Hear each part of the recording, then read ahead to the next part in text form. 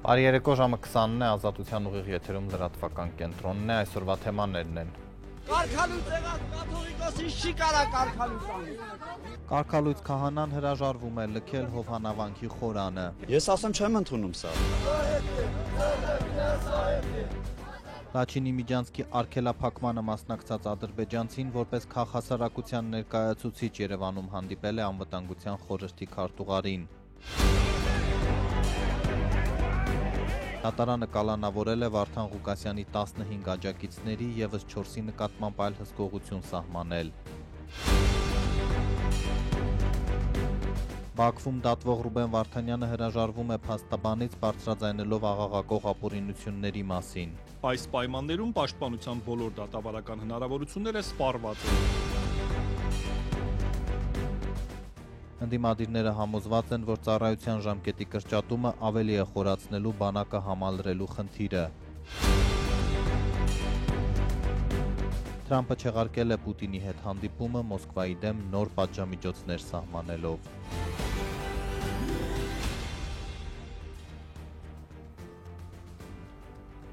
Նախ Հովհաննավանք տեղափոխվենք, իրավիճակը լարված էր, մայրաթորը գրություն էր ուղարկել կարգալույծ արված հոգևորականին, նա սակայն պնդում է, որ Էջմիածնում կայացված որոշումն անհիմն է, հրաժարվելով ազատել եկեղեցու խորանը, իրեն դեռ քահանա է համարում, ավելին կիրակնօրյա պատարագին սպասում է վարչապետին, նրա աջակիցները փորձել են խոչընդոտել լրագրողների աշխատանքը։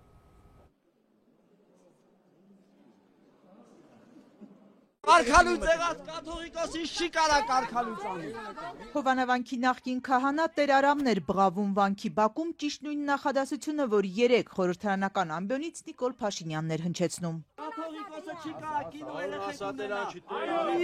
Նկարները ունեմ, ապրելու տեղ ունեմ։ Դե կտենաս։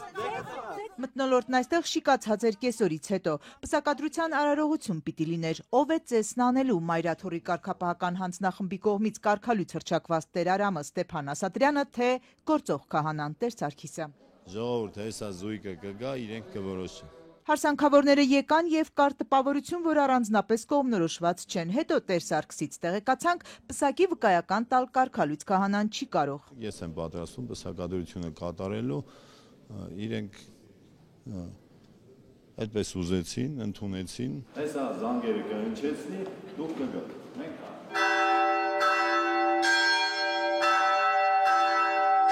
Շարունակությունը բոլորովին էլ այսքան գեղեցիկ չէր։ Կարգալույց Տեր Արամը նույնպես Հովհաննավանքում էր շրջապատված համակիրներով։ Նրանք ի սկզբանե էին ագրեսիվ տրամադրված եւ էլ ավելի զայրացան, երբ տարածք եկան Արագածոտնի թեմի մի քանի հոգևորականներ։ Այս եկեղեցին բոլորիս է, մեր գյուղի եկեղեցին է, մենք իրավունք ունենք։ Միայն գյուղինը չի, այս եկեղեցին բոլորին է, իհարկե, բայց մեր քահանան Տեր Արամն է լինել։ ապրես։ Այս Աստծո դուռը կռիվանել պետք չի, մենք չենք եկել վիճելու, մենք եկել ես եւ վիճում է շատ բարձր։ Տեր Մանուկը հանդարտեցրեց, ապա մյուս հոգևորականների հետ նախկին քահանային ներկայացրին դիվանապետի ծանուցումը, ըստ որի նա պիտի հեռանա։ Դուք պետք է ժամը 15:00-ին հանձնեիք ծանոթագիրի մեջ ներկայացված։ Չեմ ընդունում։ Նա պետք է հանձնեիք։ Բայց չենք հանձնում։ Տեր Արամը աշխարհի կանոնով Ստեփան Ասատրյանը արդեն հայտարարել էր, որ վանքը լքել չի պատրաստվում, այլ պատրաստվում է կիրակի մեծ պատարագի։ Չի ընդունում կարգապահականի որոշումը, սատարում է Փաշինյանի հակակաթողիկոսական արշավին։ Թեմի հոգևորականներից հայր Շնոր Կաբեղա-Պալոյանը բացատրում էր, ծեսեր անելու իրավունք չունի։ Որպես քահանա չեք կարող լինել այնտեղ, որտեղ պատշաճ է քահանաներին լինելու, այսինքն խորանի վրա, ատյանում, դասերում եւ ավանդատներում։ Մնացածը ձեր գործն է։ Ով է սա ոչ մեկ չի գնում։ Ինչա նշանակում ով է ասի եղբայր։ Փոխանցեք։ Եղբայր, ինչա նշանակում ով է ասի։ Հա ես հարց եմ տալիս ձեզ։ Ում ասածն եք փոխանցում։ Ասեցի, չէ։ Դիվանատան։ Ես ասեմ չեմ ընդունում սա։ Ով տվելա տարեք հետ տվեք իրեն։ Դե հիմա գնացեք իմ խոսքը իրենց փոխանցեք։ Խնդրում եմ, հարգեք եւ մի ասեք։ Ես այդ կառույցը չեմ հարգում, ով որ այս թուղթ ուղարկել է։ Մենք վերջացրեցինք մեր խոսքը։ Դե որ վերջացրեցին, գնացեք այստեղից։ Նրան միացան շուրջ 2 տասնյակ աջակիցներ, դավայ գնացեք ստեղից խոսքերով թեմի հոգևորականներին հրահանգեցին հեռանալ։ Որտե կուզեք ընդ վազեք։ Ստեփան Ասատրյանի նախկին քահանայի աջակիցները հայհոյանքներով, սպառնալիքներով հասան լրագրողներին, թե խանգարում եք պսակադրությանը։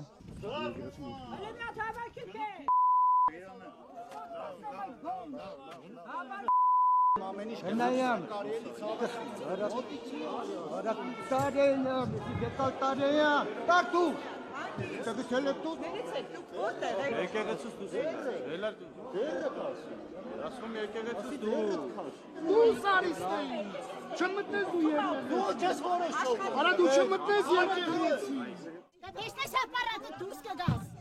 Հետը ջարդեմ իսկական։ Դեվեց կնայան։ Ուրի զեկ նկարեք էլի։ Այդ արարողությունը սակայն վանքին ներսում էր, ոչ մի լրագրող ծեսին չէր հետևում, փոխարենն այդ ագրեսիվ հարձակման ձայներն էին արարողության մասնակիցներին հասել։ Գերաղաղակեր ներսի դռները փակեցին, որպեսզի պսակի մարդկանց չխանգարեն։ Ամեն ինչ պետք է եկեղեցուց հեռու տանել, ասում եմ, ձեռքերներդ հեռու գնացեք։ Քաղաքական խաղերն էլ պետք է անել քաղաքական դաշտում ի վերջո։ Մի քանի օր է Հովանավանքի տարածքում ոստիկանական հսկողություն է։ Այսօր, երբ ոստիկանների պաշտպանության կարիքն ունեինք, միջամտություն չկար, եւ ընդհանրապես նույնիսկ ակտիվ սեռական հայհոյանքներ հնչեցնող տղամարդուն կամ մեր նկարահանումը քաշքշոցներով արգելող երիտասարդներին իրավապահները չլռեցրին, չխանգարեցին։ Շատ ենք խնդրում դուս եկեք, մենք հետո կտեղեկացնենք ձեզ որոշակի տեղյակներ։ Այո, որոշակի քննարկում ունենք, ընտանեկան ուզում ենք, որ հանրությունից ծածուկ մնա։ Ներողություն ենք խնդրում ամենայն հարգանքով ձեր նկատմամբ։ Պսակադրության ավարտից հետո նախկին քահանան իր խմբի հետ ներս մտավ ընտանեկան քննարկման, այդպես ասացին։ Տեսանք բոլորը աղոթող մարդիկ են։ Մենք ձեզ դրսում կմոտենանք, խնդրում եմ ձեզ։ Անվտանգության խորհրդի քարտուղար Արմեն Գրիգորյանը երեկ հանդիպել էր Երևան այցելած Ադրբեջանի քաղաքասարակության ներկայացուցիչներին, որոնք կլոր սեղան էին անցկացնում իրենց հայ գործընկերների հետ։ Հրապարակված լուսանկարներից սակայն պարզ է դարձել, որ Բաքվից ժամանել է ընդամենը 3 տարի առաջ Լաչինի միջանցքը փակած ամենահայտնի դեմքերից մեկը, որ տեսախցիկների առջև բնապահպան էր ներկայանում, սովի մատնելով 100,000 մարդու։ Երևանում անվտանգության խորհրդի քարտուղար Արմեն Գրիգորյանի հետ մեկ սեղանի շուրջ նստած կինը շուրջ 3 տարի առաջ Լաչինի միջանցքը փակած ու արցախահայության շրջափակմանը սկիզբ դրած այսպես կոչված էկոակտիվիստներից մեկն է։ Դիլարա Էֆենդիևային նույնականացնելու համար լրագրողներից շատ ժամանակ չպահանջվեց։ 2022-ի դեկտեմբերին, երբ փակվեց Արցախը-Հայաստանին կապող Լաչինի միջանցքը, Էֆենդիևան առաջին շարքերում էր ու հաճախ հարցազրույցներ էր տալիս։ Մենք ամենայն պատասխանատվությամբ կարող ենք նրանց համար ազատ անցում ապահովել։ Մենք մեր կողմից պատրաստ ենք նրանց օգնություն տրամադրել։ Այսպես կոչված էկոակտիվիստների ակցիաներից հետո Լաչինի միջանցքն այդպես էլ չբացվեց։ Ղարաբաղում հումանիտար ճգնաժամ սկսվեց, մթերքը չէր հերիքում, բառելիք չկար։ 9 ամսվա շրջափակումից չլատված ժողովուրդը 2023-ի սեպտեմբերին ադրբեջանական ռազմական ագրեսիայից հետո բռնեց գաղթի ճամփան, Արցախում թողնելով ամեն ինչ։ Արցախի հայաթափումից հետո արդեն Էֆենդիևան Ադրբեջանի պետական հեռուստաալիքի եթերում Բաքվի քարոզչական թեզեր ներկրկնում, թե իբր քչերն են իրենց կամքով հեռացել։ Նրանք առաջին հերթին ճնշումների են ենթարկվում այդ ժամանակվա իշխանությունների կողմից, նաև նրանք խուճապի մատնվեցին։ Մենք թեժ գիծ ենք ստեղծել եւ հայերը մինչեւ հիմա զանգում ու դիմում են մեզ տարբեր խնդրանքներով, որ ներկայացնենք նրանց վերաինտեգրվելու հնարավորությունները։ Այլ երկրներում բնակվող ադրբեջանցիները Բաքվի իշխանություններից կաշկանդված չլինելով, արձագանքելով Երևանյան հանդիպմանը սոցցանցերում հիշեցնում են, Ադրբեջանում քաղաքասարակություն որպես այդպիսին չկա։ Դրանք իշխանություններին հավատարիմ հասարակական կազմակերպություններ են, որոնց զգուշորեն ընտրել ու Հայաստան են ուղարկել որպես քաղաքասարակություն ներկայանալու համար, իսկ իրական իրավապաշտպանները կամ բանտերում են, կամ էլ փախել են Ադրբեջանից։ Ինչպես է Էֆենդիևան Երևան հասել ու անվտանգության խորհրդի քարտուղար Արմեն Գրիգորյանի հետ մեկ սեղանի շուրջ հայտնվել։ Սոցցանցերում այս հարցերն են թնդում։ Անվտանգային քաղաքականության հետազոտական կենտրոնը հայտնում է, որ քննարկումը նախաձեռնել են երկու երկրների փորձագետները պաշտոնական կառույցների աջակցությամբ։ Ըստ հաղորդագրության նպատակը խաղաղության օրակարգի առաջմղումն է։ Հանդիպման ավարտին էլ պատրաստակամություն են հայտնել շարունակել համատեղ նախաձեռնությունները։ Հայաստանի իշխանությունները մեծ հաշվով թքած ունի, թե այդ ամեն ինչի նկատմամբ ինչ զգացողություններ ունեն արցախցիները։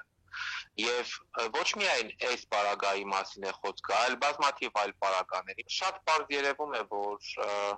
մեծ հաշվով ոչ ապրոմակցում կա այդ իշխանության կողմից արցախցիների նկատմամբ, ոչ զգուշավորություն կա, որ հանկարծ որևէ քայլ չնեղացնի, չվնասի կամ մարդկանց տառապանքները չխորացնի։ Արցախի օմբուդսմեն Գեգամ Ստեփանյանի կարծիքով Հայաստանի պատկան մարմիններն ամենևին էլ անտեղյակ չեն եղել, թե ովքեր են Երևան գալիս, պարզապես չեն ցանկացել արգելել։ Վստահ եմ, որ պատկան մարմինները իմացել են, բոլորի մասին առանձին ինֆորմացիա ունեցել են։ Այլ հարց է, որքանով են ունակ կամ կարողացել հակադարձել կամ ասել, որ այդ ցանկալի չէ։ Ինձ համար ընդհանրապես զարմանալի չէր, որ տվյալ անձինք եկել են, պտտվում են կամ նրանց մեջ կա մարդով, որ ըստ էության Արցախի էթնիկ զտման վերջին արարին է մասնակցել իր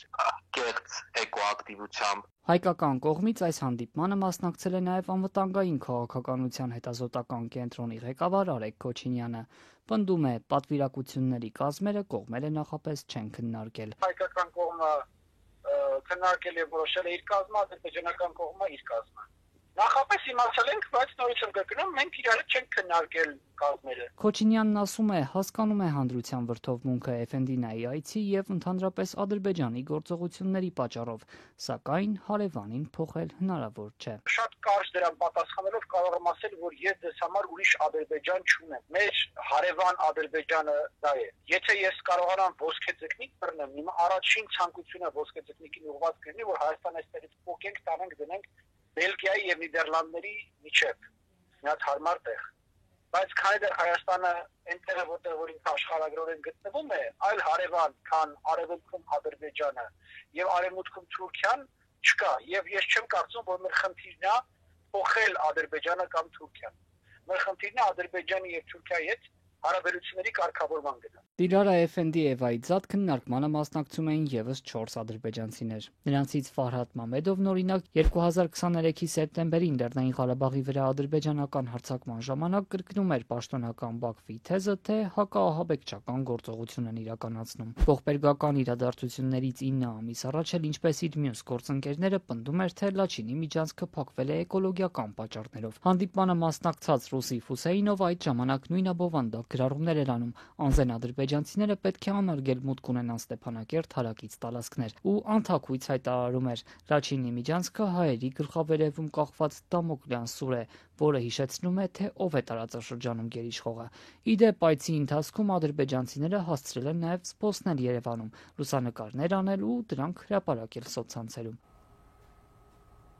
Բաքվում դատվող Ռուբեն Վարդանյանը հրաժարվում է փաստաբանից։ Արցախի նախկին պետնախարարին հաջողվել է ընտանիքի միջոցով փոխանցել հայտարարությունը, որում բարձրաձայնում է ըստ էության փակ դատավարության աղաղակող խախտումների մասին, եզրակացնելով, թե այդ պայմաններում փաստաբանն անկախ իր կամքից դառնում է ապօրինությունների մասնակից։ Հոկտեմբերի 21-ի դատական նիստի ընթացքում հայտարարեցի իմ պաշտպան Աբրահամ Բերմանի ծառայություններից հրաժարվելու մասին։ Սա հարկադրված որոշում էր։ Միջազգային իրավունքի նորմերի, ինչպես նաև հենց ադրբեջանական դատավարական օրենսգրքի կոպտագույն խախտումներն այս լսումները վերածեցին բացահայտ ֆարսի։ Այս պայմաններում պաշտպանության բոլոր դատավարական հնարավորությունները սպառված են։ Ինձ այդպես էլ թույլ չտվեցին ծանոթանալ գործի նյութերին եւ մեղադրական եզրակացությանը։ Նյութերին հասանելիություն ունենալը մինչ օրս մերժվում է։ Ես չեմ կարողանում ծանոթանալ իմ գործի 422 հատորներին։ Դատարանը չի տրամադրել հիմնական դատավարական փաստաթղթերի պաշտոնական թարգմանությունը։ Ինձ դատարանում պաշտպանվելու հնարավորություն չի տրվել։ Ես հնարավորություն չեմ ունեցել առանց սահմանափակումների եւ նախնական ստուգման փաստաթղթեր փոխանակել պաշտպանի հետ դատական նիստերին պատրաստվելու համար։ Հասանելիություն չեմ ստացել ձայնա եւ տեսանյութերին, որոնք ներկայացվում են որպես իմ մեղքի ապացույց։ Իմ բոլոր միջնորդություններն անտեսվել են քննչական մարմինների եւ դատարանի կողմից։ Պաշտպանի կարևոր խնդրանքները, որոնք անհրաժեշտ էին միայն արդար դատավարության համար նույնպես մնացել են անպատասխան։ Պաշտպանից հրաժարվելու մյուս պատճառը դատարանի մերժումն էր հրավիրելու վկաների, որոնք կարող էին պարզաբանել գործի հանգամանքները եւ հաստատել պաշտպանության համար նշանակություն ունեցող փաստերը։ Դատարանը հրաժարվեց բավարարել այս միջնորդությունը, վերջնականապես զրկելով գործընթացը օբյեկտիվության եւ արդարության որևէ նշույլից։ Ժամանակի ընթացքում իրավիճակը միայն վատթարացավ։ Այս անհեթեթության թատրոնում պաշտպանի դերը, անկախ նրա ցանկությունից եւ ջանքերից, սահմանափակվում է միայն այս գործի ձևական օրինականության ապահովմամբ։ Ես հրաժարվում եմ մասնակցել այս ֆարսին։ Նախ ի սկզբանե հստակ է եղել, որ արդար դատաքննության իրավունքի բոլոր տարրերը խախտվում են եւ այստեղ հիմնակարային երկու իրավունք գոյություն ունի։ Մեկը անկախ եւ անաչառ դատարանի կողմից գործի քննությունն է, որի բոլոր հնարավորությունները Ադրբեջանում սպառված են, հաշվի առնելով դատական համակարգի կործանված վիճակը, քաղաքական ռեպրեսիվ միջոց դառնալու հանգամանքը եւ իհարկե հակահայկական քաղաքականությունը եւ էթնիկ պատկանելիության պայմանավորված արդեն դատավորներն ունեն կողմնակալություն եւ քննարկում են գերքաղաքականացված հարցադրումներ եւ երկրորդ հիմնական իրավունքը դա պաշտպանության իրավունքն է։ Ի սկզբանե Ադրբեջան դատավարությունները կառուցել այն դրամաբանությամբ, որ պետք է ներգրավեն հանրային պաշտպանի գրասենյակի փաստաբաններ։ Այս գրասենյակը ամբողջովին ենթարկվում է գործադիր իշխանությանը։ Ռուբեն Վարդանյանը մեծ դժվարություններով ստացան ներգրավեց մասնավոր փաստաբան, թեև անունով գործում կա մասնավոր փաստաբան, սակայն փաստաբանը եւ նախադրյալը զրկված են իրավունքները պաշտպանելու որևէ իմաստալից գործունեության հնարավորությունից եւ այս վիճակի տևականությունը ընդհանրապես լեգիտիմացնում է այդ իսկականացված դեմոկրատացված դատավարությունները, ուստի կարծում եմ պարոն Ռուբեն Վարդանյանը այս քայլով եւս հստակեցնում է, որ պաշտպանության կազմակերպման հնարավորությունները սպառված են անգամ մասնավոր փաստաբան ունենալու պարագայում եւ ըստ էության անիմաստ է որևէ գործողություն շարունակել պնդել իրացները, որտեղ դրանք արդյունք ապահովող գործողություններ չեն։ Դատարանը մեկը մյուսի հետևից կալանավորել է Գյումրեցի 19 մեղադրյալներից 15-ին, մյուսները նույնպես կմնան հսկողության տակ, կալանավորվածներից մեկն անչափահաս է։ Վարդան Ղուկասյանի ձերբակալության ժամանակ նրա աջակիցները շրջափակել էին քաղաքապետարանի մուտքերը, իրավապահների ուշադրությունից չեն վրիպել քաղաքապետի ընտանիքի անդամները։ Շաբաթվա սկզբին Գյումրիի քաղաքապետարանի դիմացից ձերբակալված ավելի քան 3 տասնյակ քաղաքացիներից 15-ը կալանավորվել է։ 3-ը տնային կալանքի տակ կմնա, բացակայության արգելքով մեկի նկատմամբ վարչական հսկողություն է սահմանվել։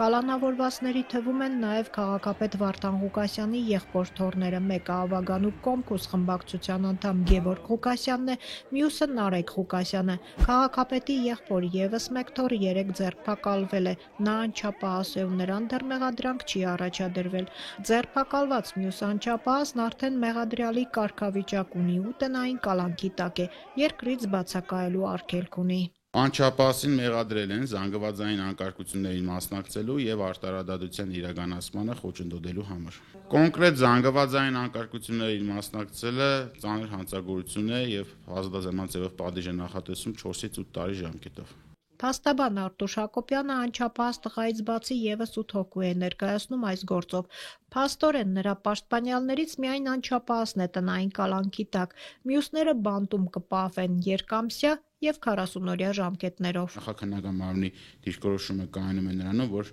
միայն կալանք խապան միջոցը, որը իր խստությամբ ամենախիստն է, իզորոյի ապահովելու մեղադրյալների պատշաճ պարկագիծը, որպեսզի չխոչընդոտեն սույն գործով ապացուցման գործընթացին։ Զանգվածային անկարգությունների հոդվածով այս գործը հարուցվեց նույն օրը, երբ կոռուպցիոն մեղադրանքով ձերբակալվեց քաղաքապետ Վարդան Ղուկասյանը։ Այդ օրը նրա աջակիցները հավաքվել էին քաղաքապետարանի մուտքի մոտ, երբ Ղուկասյանին ձերբակալեցին ու տեղափոխեցին Երևան, Գյումրի բերված մեծ թվով ոստիկանների ու քաղաքապետի աջակիցների միջև բախում եղավ։ Քննչական կոմիտեն պնդում է, որ մեղադրյալները կոչ են արել փակել քաղաքապետարանի մուտքերը, որպեսզի հնարավոր չլինի տեղափոխել ձերբակալվածներին ձերբակալված ու քաղաքապետարանի շենքում գտնվող անձանց։ Վնասել են ոստիկանության մեքենաների անվադողերը, քաղաքապետարանի գույքը ոստիկանության ծառայողների ուղղությամբ շշեր կրակայրիչներ են նետել։ Լուսադեմին դատարանը 2 ամսով կալանավորել է նաև ընդդիմադիր մեջձևով շարժման Գյումրիի համակարգող փաստաբան Ռուբեն Մխիթարյանին։ Նրա պաշտպան Լիաննա Գասպարյանն ասում է, Մխիթարյանին վերագրվող մեղադրանքի ապացույցները 0 են։ Ավելին, օրեր շարունակ Ռուբեն Մխիթարյանին վերաբերելի այ տեսագրություններ էին սոցիալական կայքերում շրջանառվում, որտեղ պատկերված էին Ռուբենի գործողությունները, ակնհայտ տեսանելի էր, որոնք բացառապես հանդարտեցնող եւ կանխարգելող բնույթի էին եւ բացառապես որևէ հանցավոր տարեր իրենց մեջ չէին պարունակում։ Գասպարյանը ահազանգում է, ստացվում է, որ փաստաբանին կալանավորում են իր մասնագիտական գործունեության համար։ Մխիթարյանն ըստ փաստաբանի բանտում է հայտնվել 1 ոստիկանի ցուցմունքի հիման վրա։ Ես իմ փաստաբանական 10 տարիների ունեցած պրակտիկայում չեմ տեսել նման անհեթեթ, ինչը որ 3 եմ տեսել կալանքի միջնորդություն, երբ անձին կալանավորում են ընդամենը 1 ոստիկանի ցուցմունքի հիման վրա, այն էլ այն ոստիկանի ցուցմունքի վրա, որ իբրև վերջինս ձերբակալել է Ռուբեն Մխիթարյանին, մինչդեռ ձերբակալման արձանագրությունը կազմել է այլ ոստիկան։ Եվ մենք բոլորս տեղյակ ենք, որ ունենք Եվրոպական դատարանի բազմաթիվ վճռաբեկ նաև դատանի նախադեպային որոշումներ, որ անձին չի կարելի դատապարտել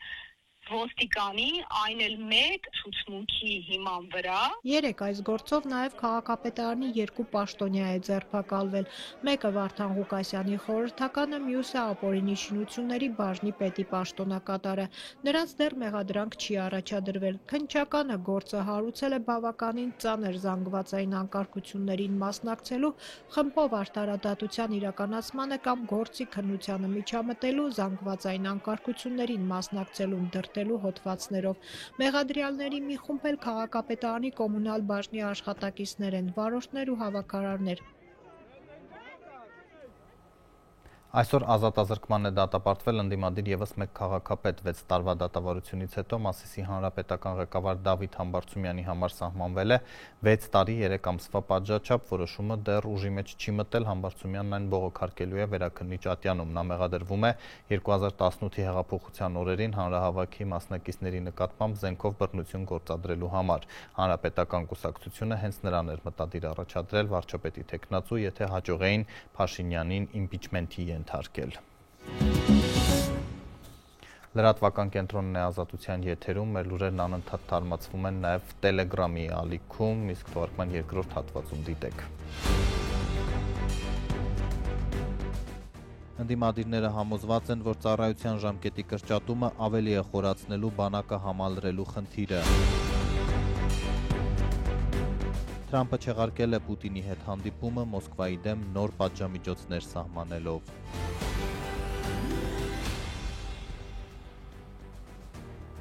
Ընդդիմությունը քննադատում է հունվարի 1-ից բանակում ծառայությունը կրճատելու նախաձեռնությունը, պնդելով, որ համալրման խնդիրներն ավելի են խորանալու, իշխանություններն իրենք են հրապարակավ ասել, որ զինվորների թվաքանակը լրացնելը բարդ է։ Խոսել, որ մենք կրճատում ենք բանակը, մեղմ ասած անհեթեթություն է։ Շորթական խոսք է, չէ՞ որ դիմացինը ցույց խոսում, ասում սուտը մեռնի։ Խորհրդարանի պաշտպանության հանձնաժողովի ընդդիմադիր падգամավորների պնդմամբ պաշտպանության նախարար Սուրեն Պապիկյանը իրականությունը կեղծում է, երբ խորհրդարանի ամբիոնից հայտարարում է, թե զինծառայության ժամկետը կես տարով կրճատելով բանակի թվաքանակը չի կրճատվում, քանի որ զինված ուժերը համալրվել են պայմանագրայիններով։ Հազարավոր քաղաքացիների ամեն տարի 25-օրյա վարժական հավաք անվան տակ, նաև սահմանադրական որոշ դրույթներ խախտելով, 15 օրով ինչ են անում մարտական հերթապահության։ Եթե պրոֆեսորալ բանակը դարձրել են, հազարավորները համալրել են, ապա ինչպես հասկանամ, որ ամեն ամիս երկրապահ կամավորականների միությունը, իհարկե փառք ու պատիվ են բոլոր տարիքն առած պապիկներին արդեն կարելի ասել, որ նորից գնում են հայրենիքի սահման պաշտպանում։ Ինչու համար է հարյուրավոր երկրապահների անվան տակ այդ բոլոր կամավորականներին առաջնագիծ հանելը։ Բազմաթիվ զինվորներ երկարաժամկետ իրենց կյանքը կապում են բանակի հետ։ Այդ թիվը հասնում է մի քանի հազարի արդեն։ Պաշտպանության նախարար Սուրեն Պապիկյանի պնդումը, թե զինծառայության ժամկետը կես տարով կրճատելով բանակի թվակազմը չի կրճատվելու, կասկածի տակ է դնում նաև խորհրդարանական հանձնաժողովի մեկ այլ ընդդիմադիր անդամ Տիգրան Աբրահամյանը։ Իմ տեսածն ու իմ վերլուծությունները ցույց են տալիս, որ այս կրճատումը պարտադիր ժամկետային ծառայությանը 6 ամսով կրճատումը բերելու է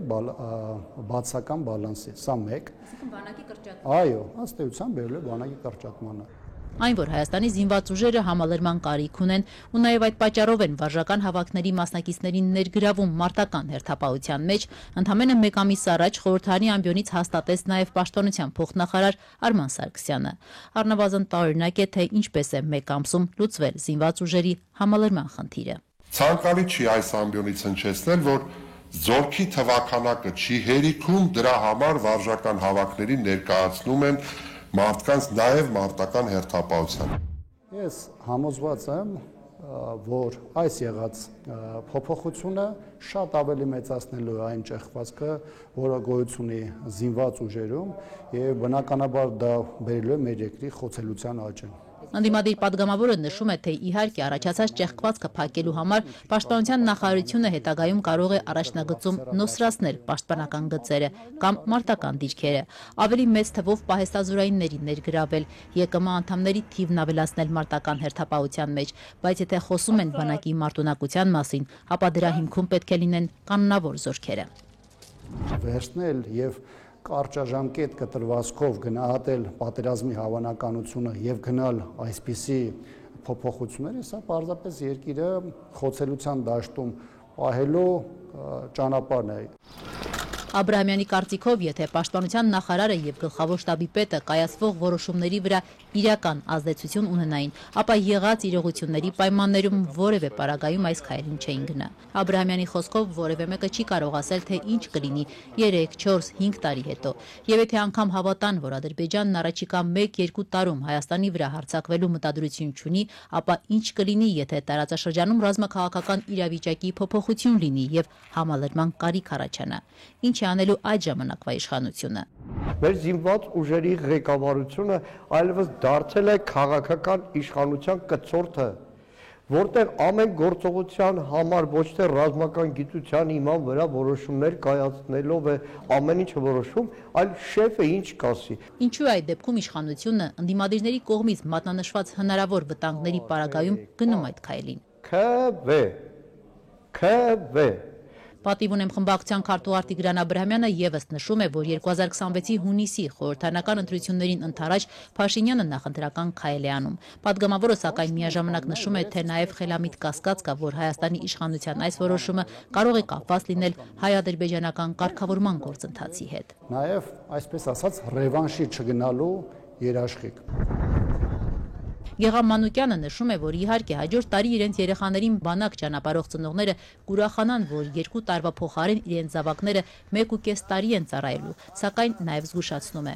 Իրենց զավակը 2 տարվա փոխարեն 1.5 տարի ծառայելու ժամանակ ոչ թե 15 օր է լինելու առաջնագծում, այլ շատ ավելի երկար, այն 6-ը 8-ի փոխարեն են ծառայելու։ Որոշել եմ, որ օրենքը ավելի շուտ ուժի մեջ մտնի։ Իդեպ թե վարչապետ Փաշինյանը հայտարարեց, որ ժամկետային զինծառայության կրճատումը ուժի մեջ կմտնի հաջորդ տարվա հունվարից, սակայն խորհրդարանում այս նախագծի շուրջ քննարկումները չեն էլ սկսվել։ Եթե Նիկոլ Փաշինյանն առաջացնում էր կառավարությունը ես եմ, պետությունը ես եմ, այս հայտարարությունից հետո ասեց ազգային ժողովն եմ ես։ Պաշտպանության հանձնաժողովի իշխանական պատգամավորներն այսօր հրաժարվեցին անդրադառնալ այս թեմային։ Բագրատ Սրբազանի դատավարությունը կրկին հետաձգվել է այս գործով փաստաբան Կոչուբաևին հենց դատարանի բակից ուժի կիրառմամբ տարան կալանքի ֆեյսբուքյան գրառման համար։ Վիրավորական բառապաշարով տեքստը իրավապահները որակել են իրենց արատավորող տեղեկություն։ Շենգավիթի դատարանում այսօր շարունակվեց ահաբեկչության եւ իշխանությունը յուրացնելու փորձի համար մեղադրվող Տավուշի թեմի նախկին առաջնորդ Բագրատ arczepiskopos Գալստանյանի ու մյուսների դատավարությունը այս անգամ էլ այն կարճ տևեց, քանի որ նիստին ներկա չէր դեռ անցած շաբաթ ձերբակալված ապակալանավորված փաստաբան Ալեքսանդր Կոչուբաևը։ Նրա պաշտպանյալը Ալեքսան Հարությունյանը մենակ էր մնացել եւ հայտարարեց, որ չի հրաժարվում իր փաստաբանից, նրան է պահանջում։ Նրա այս պահանջին միացան նաեւ մյուս փաստաբանները ասացին, որ հնարավոր է, որ կալանավայրից Կոչուբաևին բերեն դատարան։ Փաստաբան Կոչուբաևին պահանջում եք, բայց վիճակը կարող է նա այս պայմաններում ներկա գտնվել։ Հրաժարվում եմ Բարի։ Ես որևէ խոչընդոտ քրեական դատավարության օրենսգրքում կամ որևէ այլ օրենսդրության մեջ չեմ տեսնում, որպեսզի դատարանը ինչպես ապահովում է այն մեղադրյալների ներկայությունը, որոնք գտնվում են առանձնատության մեջ, նույն կերպ ապահովի նաև փաստաբան, պաշտպան Կոչուբաևի ներկայությունը դատարանում։ Պատվարժան դատարանը ամբողջությամբ համագործակցություն եմ գործընկերոջս կողմից արտահայտած դիրքորոշման պետք է ստեղ փաստել, որ բացառիկ իրավունքն է մեղադրյալի պաշտպանվել իր կողմից ընտրված պաշտպանի միջոցով, իսկ իր կողմից ընտրված պաշտպանը հանդիսանում է Ալեքսանդր Կոչուբաևը։ Դատախազները չառարկեցին, բայց զարմացան, թե ինչպես է հնարավոր կալանավորված փաստաբանին բերել դատարան։ Նշեցին, որ կան նաև այլ տարբերակներ, այդ թվում հանրային պաշտպաններ գրավելու միջոցով լուծել այս հարցը, բայց պաշտպանյալը անդրդվելի էր, պահանջում էր հենց Ալեքսանդր Կոչուբաևին։ Չեմ պատկերացնում, ոնց պետք է ապահովի պաշտպանների կողմից բարձրացված հարցի լուծումը եւ պաշտպան Կոչուբաևի ներկայացումը սույն դատական նիստում սկզբունքորեն բնականաբար որևէ առարկություն այդ կապակցությամբ չունեմ, բայց չգիտեմ նման մեխանիզմներ ու կառուցակարգեր առկա են թե ոչ։ Իսկ եթե առաջնորդվենք զուտ քրեական դատավարության օրենսգրքով, ապա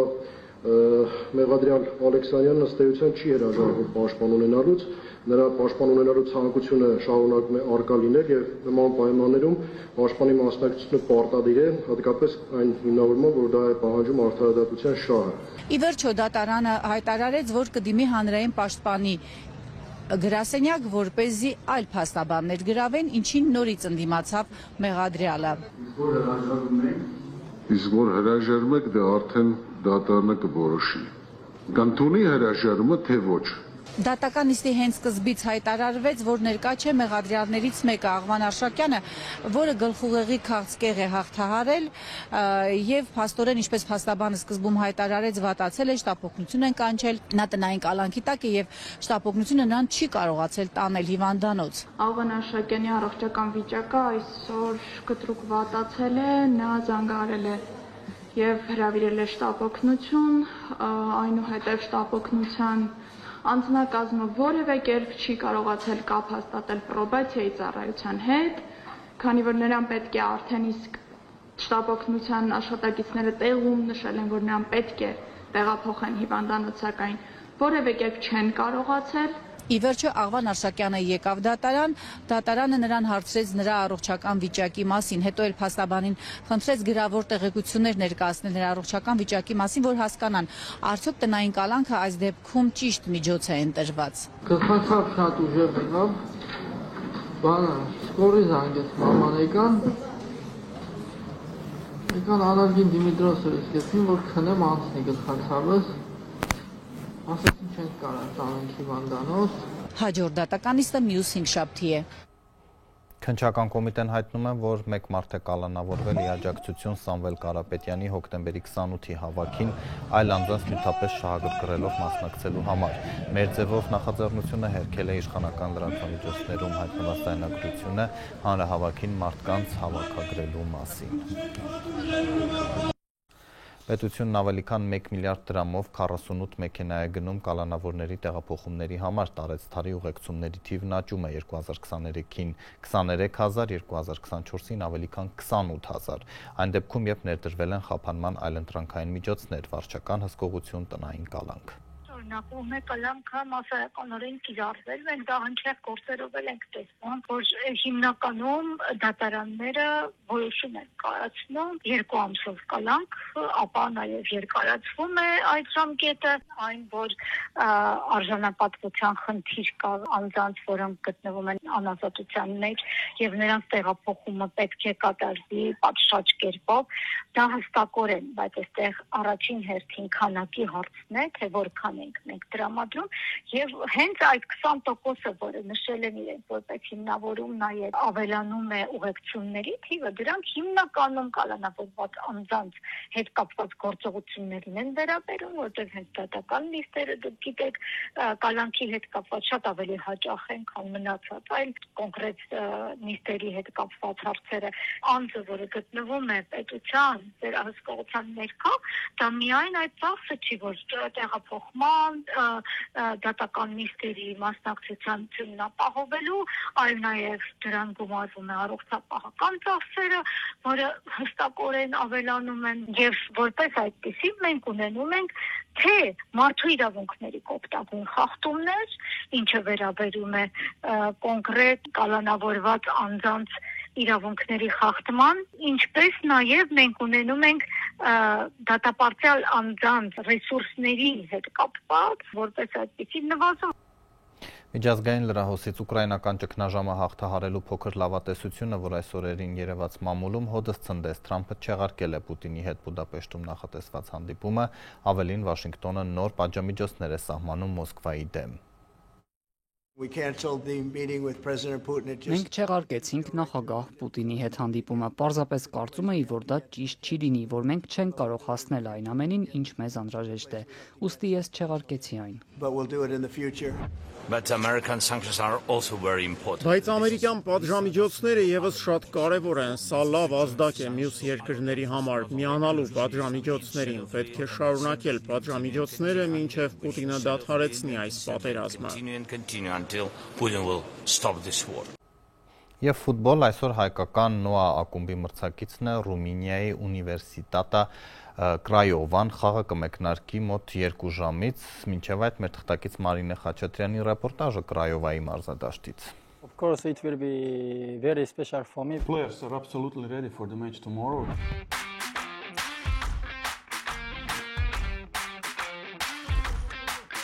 Երևանի Նոան Եվրագավաթային իր պայքարը շարունակում է կոնֆերենցիաների լիգայի մրցաշարում այսօր իր ուժերը կչափի ռումինական Կրայովայի հետ։ Խաղից առաջ Նոայի գլխավոր մարզիչը խոսեց սպասվող հանդիպումից, թիմի պատրաստվածությունից։ Ֆուտբոլիստներն ամբողջովին պատրաստ են խաղին, նրանք լավ պատրաստված են, մոտիվացված, կենտրոնացած։ Ես զգում եմ, որ նրանք անհամբեր սպասում են խաղի մեկնարկին։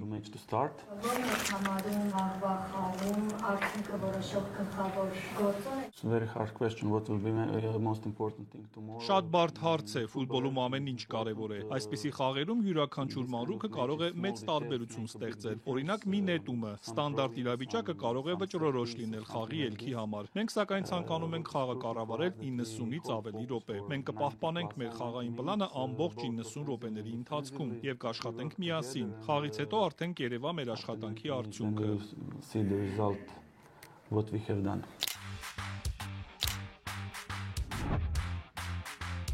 Ես այստեղ Ռումինիայում զրուցել եմ նաև Նոայի ճապոնացի կիսապաշտպան Տակուտո Օշիմայի հետ, ով ի դեպ նախքան Նոա տեղափոխվել է, հանդես է եկել այսօրվա մրցակից ռումինական թիմում։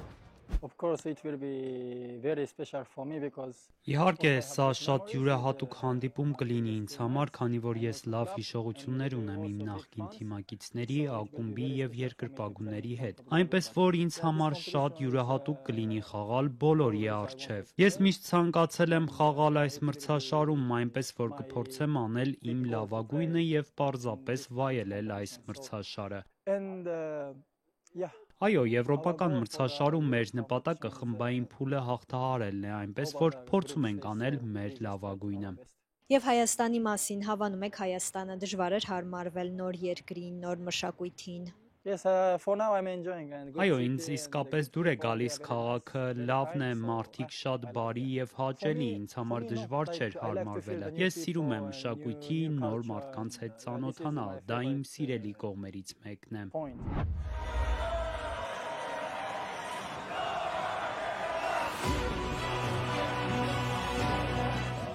Կոնֆերենցիաների լիգայի փուլի առաջին տուրում Հայաստանի չեմպիոն Նոան ավելի վաղ սեփական հարկի տակ նվազագույն 1-0 հաշվով առավելության հասավ Խորվաթիայի չեմպիոնի նկատմամբ։